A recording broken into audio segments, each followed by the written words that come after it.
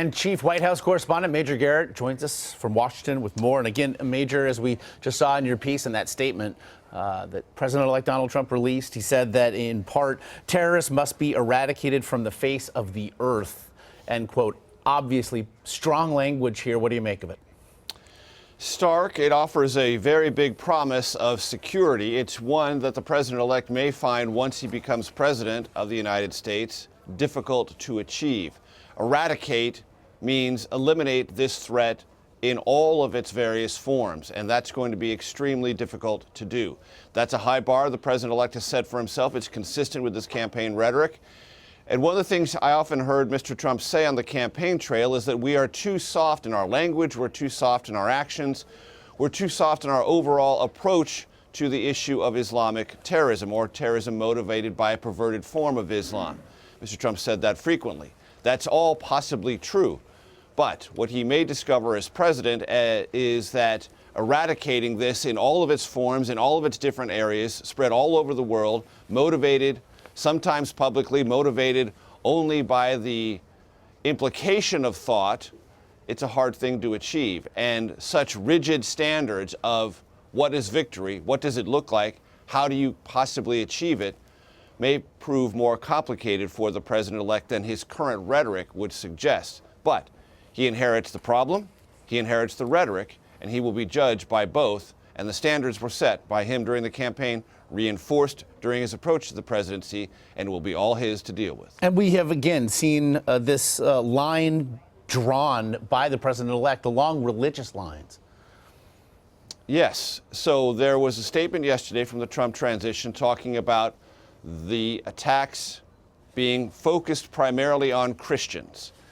And that does give it a religious aspect. And that's also something, as a candidate, Trump said, we're afraid to do. We're afraid to call this what it is. And certainly some Trump surrogates describe this as a religious war, which is something the current administration and even the Bush administration tried as often as it could never to suggest that this is a war of Christianity against Islam. What the Trump rhetoric suggests is that they are more comfortable portraying things in that starkly religious and divided terminology. Does that aid and abet the cause of defeating it? The Trump advisors I've talked to, and certainly the candidate himself and now the president-elect, seems to believe that that offers a clarifying rallying cry for those besieged. From his point of view, Christians. Get off your couch, get out of your complacent attitude, if you possess one, he says, and understand that this is actually about your religion versus theirs. Many in Europe have shied away from that. 2 consecutive administrations in our country have shied away from that terminology, that mentality, that rhetoric. President-elect Trump, soon to be President Trump, is more willing to use it and deploy it than any of his predecessors. And we saw these lines drawn by the president-elect on the day that he officially was elected to become the 45th president of the United States. But during the Electoral College process, something of a rubber stamp in years past, there were at least 7 faithless electors that we saw, the highest number ever in a single election. If nothing else, is this, in a way, the logical conclusion to the election season we saw?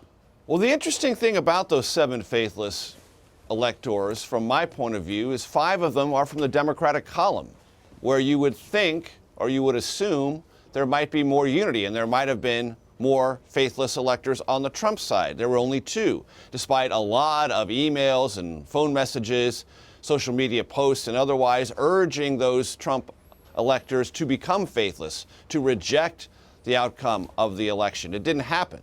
And the 5 faithless electors on the Democratic side, one was for Bernie Sanders, there were some other oddball choices in there, I think illustrate a kind of restiveness within the Democratic Party about their nomination process, about their ultimate nominee, and about the result of this election to be sure. But in the end, this process played out as it has before. There were some disruptions, a few protests, a little bit of discord, but the peaceful transition of power remains largely that, peaceful. And yes, the country is reconciling itself to the reality of an emerging Trump presidency, and this is part of that process.